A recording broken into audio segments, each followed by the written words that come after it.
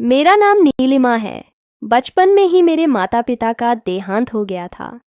मेरे पास इस दुनिया में कोई नहीं था और तभी हमारे पड़ोस में रहने वाले एक अंकल ने मुझे सहारा दिया। उन्होंने मुझे अपने घर में रख लिया और मुझे अपनी बेटी की तरह पाला पोसा।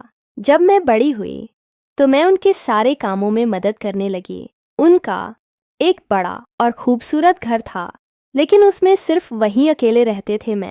मैंने कभी उनसे नहीं पूछा कि उनके परिवार वाले कहाँ हैं।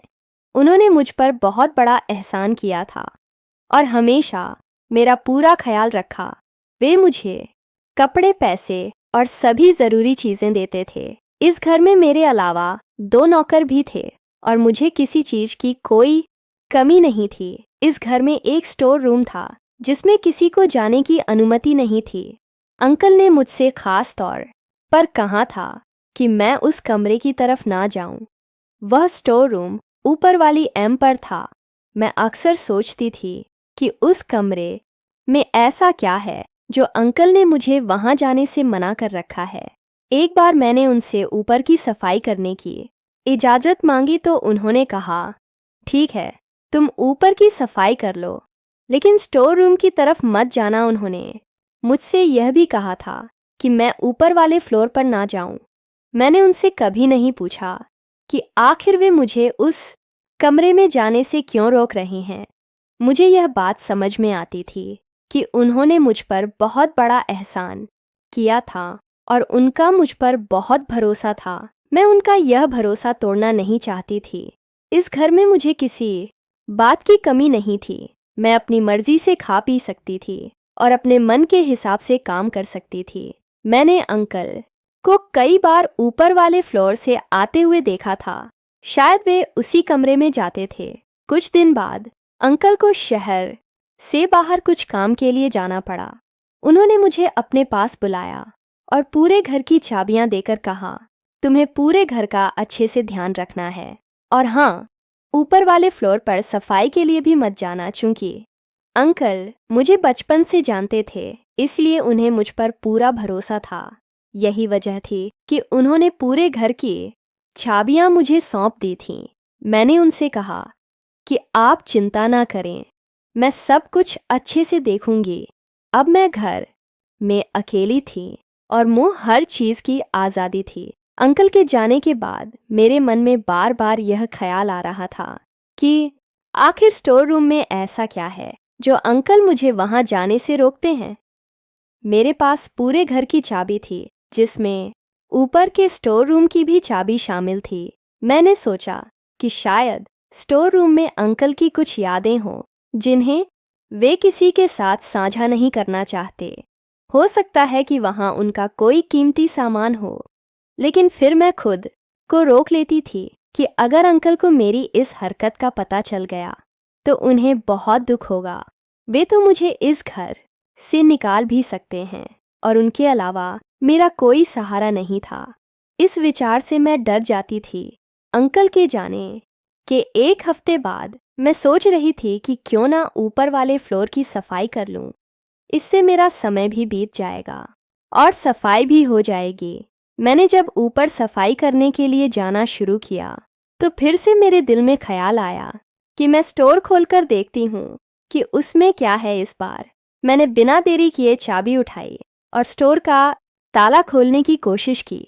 मैंने डरते डरते स्टोर रूम में कुछ कदम आगे बढ़ाए। जो कुछ मैंने वहां देखा उसे देखकर मेरे पैरों तले जमीन खिसक गई। मुझे कभी भी यह अंदाज़ा नहीं था कि उस स्टोर रूम में ऐसा कुछ हो सकता है। जल्दी से मैं दरवाज़ा बंद करके भागते हुए नीचे आ गई। मेरा दिल ज़ोर ज़ोर से धड़क रहा था और पूरे शरीर में डर की एक लहर दौड़ गई थी। मुझे यकीन ही नहीं हो रहा था कि कमरे में ऐसा कुछ होगा। मैं हमेशा यही सोचती थी कि स्टोर में अंकल की कुछ पुरानी यादें होंगी या उनका कोई कीमती सामान होगा जो वे किसी को नहीं दिखाना चाहते। लेकिन जो मैंने वहां देखा वह तो मेरी कल्पना से भी परे था। डर के मारे मेरी हालत खराब हो गई थी। मैं घर में अकेली थी और कुछ देर तक सोफे पर बैठकर समझने की कोशिश करती रही कि आखिर मैंने क्या देखा?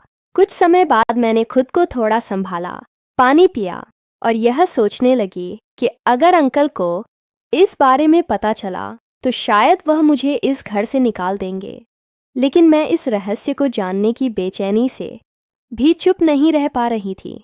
मैंने सोचा कि अब मुझे अंकल के बारे में पूरी सच्चाई जाननी चाहिए। आखिर वे कौन है, उनका बैकग्राउंड क्या है? मैंने मन ही मन ठान लिया कि अंकल के कमरे में जाकर वहां कुछ ऐसा ढूंढने की कोशिश करूंगी जो इस रहस्य से पर्दा उठा सके। मैं धीरे धीरे उनके कमरे में गई और हर चीज की तलाशी लेने लगी। सौभाग्य से उनकी किसी भी दराज में ताला नहीं लगा था। शायद इसलिए क्योंकि अंकल को मुझ पर पूरा भरोसा था, लेकिन आज मैंने उनका भरोसा तोड़ दिया था और इसका अफसोस भी था। फिर भी मैं यह जानने के लिए बेचैन थी कि जो मैंने ऊपर देखा उसका असली मतलब क्या है। मैंने हमेशा यही सोचा था कि अंकल अकेले क्यों रहते हैं और उनका परिवार कहाँ है, लेकिन कभी उनसे पूछने की हिम्मत नहीं की। तलाशी के दौरान मुझे उनकी अलमारी में कुछ पुरानी फोटो और एक डायरी मिली। मैंने वह डायरी खोली और पढ़ना शुरू किया। जैसे ही मैंने डायरी पढ़ी मेरी हालत और ख़राब हो गई। अब तक मैं अंकल को बहुत रहमदिल और अच्छे इंसान मानती थी, लेकिन डायरी में लिखी कुछ बातों ने मुझे सोचने पर मजबूर कर दिया कि शायद वे वैसे नहीं हैं जैसा मैंने समझा था। डायरी में सब कुछ स्पष्ट नहीं था, लेकिन कुछ बातें थीं जो मुझे थोड़ा थोड़ा समझ में आ रही थीं। साथ ही कुछ पुरानी तस्वीरें भी मिलीं। उनमें एक तस्वीर में अंकल के माता पिता थे और उनकी गोद में एक बच्चा था जो शायद अंकल ही थे। इससे मुझे थोड़ा बहुत अंदाज़ा तो हुआ, लेकिन पूरा सच अब भी अधूरा था। मैंने सब कुछ वैसा ही रख दिया जैसा पहले था, ताकि अंकल को यह शक ना हो कि मैंने उनके कमरे की तलाशी ली है या स्टोर रूम में झांका है। अब मुझे अंकल से डर लगने लगा था। बचपन से मैं इस घर में अकेली अंकल के साथ ही रही थी, लेकिन आज जो मैंने देखा उसके बाद उनके प्रति मेरा भरोसा डगमगा गया था। मैं बहुत घबराई हुई थी कि अगर अंकल को इस बात का पता चला तो वे मेरे साथ क्या करेंगे। अंकल के वापस आने का समय हो रहा था और मैं अंदर से बहुत डर गई थी। जब वे घर आए तो मैं जल्दी से उनके लिए खाना बनाकर ले आई और अपने कमरे में चली गई। मन में यही डर था कि अगर अंकल को पता चल गया तो ना जाने वे मेरे साथ क्या सलूक करेंगे। कहीं वे मुझे जान से ही ना मार दें। मैं अपने कमरे में आराम करने की कोशिश कर रही थी, तभी मेरा फ़ोन बजा। डरते हुए जब मैंने फ़ोन उठाया तो अंकल की आवाज़ सुनाई दी। उन्होंने मुझे अपने कमरे में बुलाया। यह सुनकर तो मेरा दिल जैसे धक धक करने लगा। मुझे लगा कि शायद अंकल को सब पता चल गया है। लेकिन जब उन्होंने कहा सर्दी बहुत है, मेरे लिए एक कप कॉफ़ी बना दो, तो मुझे राहत मिली। मैंने जल्दी से कॉफ़ी बनाई और उनके कमरे में भिजवा दी। अंकल ने मुझे फिर से अपने कमरे में बुलाया और अपने पास बैठाकर पूछा, क्या तुमने मेरे जाने के बाद मेरे कमरे की तलाशी ली थी? उनकी बात सुनकर मेरे होश उड़ गए। मैं सोचने लगी, उन्हें कैसे पता चल गया? मैं चुपचाप सिर झुकाकर बैठी रही और अंकल फिर से बोले, आखिर ऐसा क्या चाहिए था तुम्हें मेरे कमरे से जो तुमने मेरी गैर मौजूदगी में वहां तलाशी लेनी शुरू कर दी? क्या मैंने तुम्हारा ध्यान रखने में कोई कमी छोड़ी थी? अंकल बहुत आराम से बात कर रहे थे, लेकिन मुझे उनका जवाब देते नहीं बन रहा था। उन्होंने आगे कहा, तुम्हें लगा कि मुझे पता नहीं चलेगा। जैसे ही मैंने अपने कमरे में कदम रखा, मुझे समझ आ गया कि किसी ने यहाँ तलाशी ली है।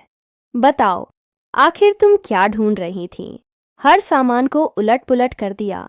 मैंने सोचा, मैंने तो सब कुछ ठीक से रखा था, फिर अंकल को कैसे पता चला? फिर अंकल ने बताया, मैं अपने सारे सामान को बहुत अच्छी तरह से सहेज कर रखता हूँ। मुझे किसी भी चीज़ का इधर उधर होना बिल्कुल पसंद नहीं है।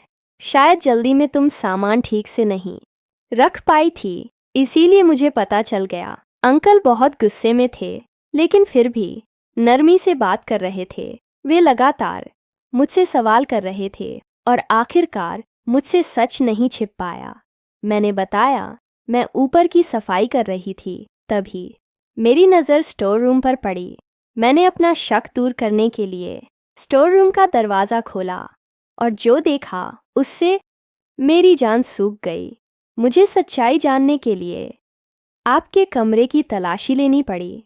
मुझे लगा शायद कुछ सुराग मिल जाए जिससे पूरा सच पता चले, लेकिन मुझे आपके कमरे में बस एक डायरी और कुछ पुरानी तस्वीरें मिली जिन्हें देखकर मैं उलझन में पड़ गई।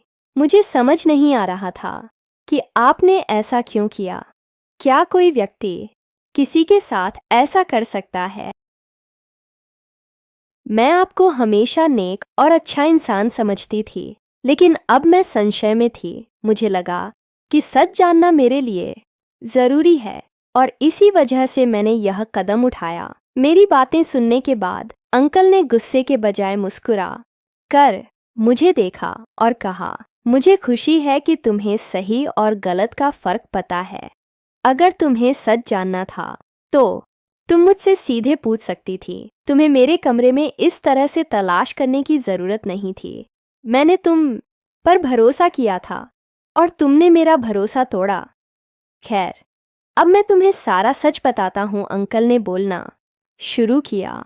जब मैं 6 साल का था तब मेरे पिताजी का देहांत हो गया। हमारे पड़ोस में एक व्यक्ति थे जिन्होंने मेरे पिताजी के जाने के बाद मेरा बहुत ख्याल रखा। उन्होंने मेरी माँ से शादी का प्रस्ताव रखा और मेरी माँ ने यह सोचकर उनकी बात मान ली कि वह मेरा ख्याल रखेंगे और मेरे पिता का बड़ा कारोबार भी संभाल सकेंगे। शादी के बाद वे सच में मेरा बहुत ख्याल रखते थे। वे मुझे स्कूल छोड़ने और लेने जाते थे। मेरी हर छोटी बड़ी ज़रूरतों का ध्यान रखते थे। माँ भी उनके साथ खुश थी, लेकिन यह खुशी ज़्यादा समय तक नहीं टिक पाई। शादी के 1 साल बाद ही मेरी माँ का हार्ट अटैक से देहांत हो गया। मेरे पिता ने अपनी मृत्यु से पहले अपनी वसीयत बनाई थी जिसमें सब कुछ मेरे नाम पर था, लेकिन मुझे यह सब तब मिलना था जब मैं 18 साल का होता। माँ की संपत्ति का थोड़ा हिस्सा उन्होंने अपने दूसरे पति के नाम कर दिया था। अब जब तक मैं 18 साल का नहीं होता तब तक जायदाद की देखभाल का जिम्मा मेरे सौतेले पिता का था।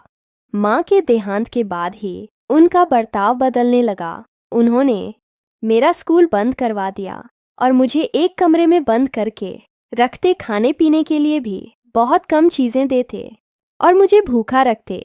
जब मेरी हालत बहुत ख़राब हो जाती तब वे मुझे थोड़ा सा खाना और पानी देते। मेरे सौतेले पिता ने सारे वफादार नौकरों को भी निकाल दिया और अपने जैसे लालची लोगों को रख लिया। वे घर पर रोज़ पार्टियां करते और मेरे पिता की मेहनत की कमाई को उड़ाते। उन्होंने ऑफिस जाना भी बंद कर दिया। जब मैं कमरे से बाहर निकलने की कोशिश करता तो वे और उनके नौकर मुझे मारते।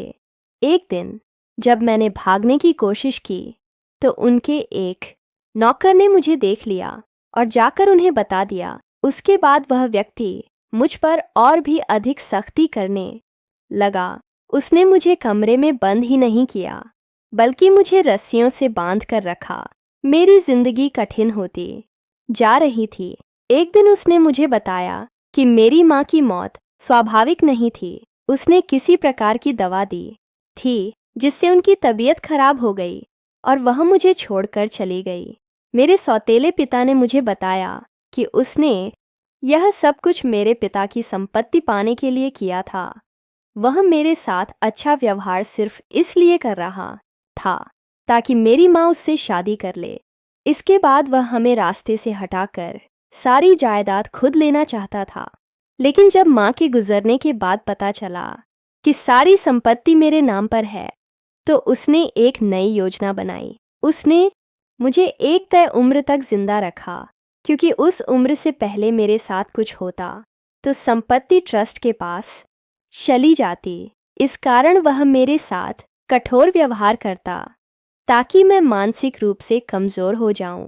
मैंने घर के नौकरों से कई बार मदद मांगी, लेकिन कोई भी मेरी बात नहीं सुनता। सब मेरा मजाक उड़ाते थे और मुझे पागल समझते थे।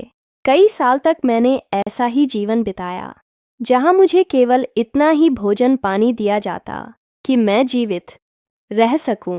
एक दिन एक नया नौकर मुझे खाना देने आया।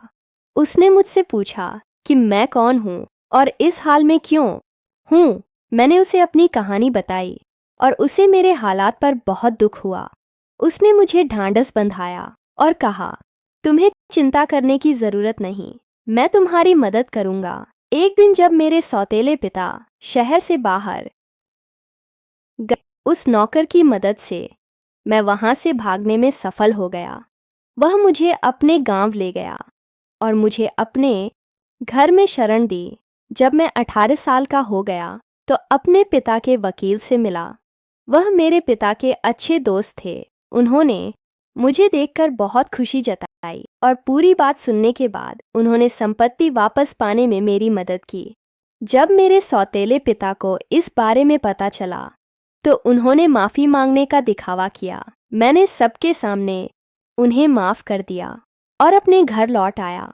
परंतु मेरे दिल से उनके प्रति नफरत खत्म नहीं हुई थी। उन्होंने मेरे साथ जो कुछ भी किया उसके लिए मेरे मन में बहुत आक्रोश था। उनका लालच ही मेरे लिए बचपन में दुख का कारण बना। मेरे लिए उन्होंने जो किया उसका हिसाब देना जरूरी था। मेरे पास उनके बुरे कामों का कोई ठोस सबूत नहीं था, परंतु मैंने निर्णय लिया कि मैं उन्हें सुधारने का मौका दूंगा। मैंने उन्हें उनकी गलतियों का एहसास कराने के लिए कुछ समय अकेले रहने दिया ताकि वे अपनी गलतियों पर विचार कर सके। जब तक उन्हें अपनी गलतियों का आभास होता, मैं अपने जीवन को नए सिरे से जीने के लिए आगे बढ़ गया। दोस्तों, मुझे उम्मीद है कि आपको मेरी कहानी पसंद आई होगी।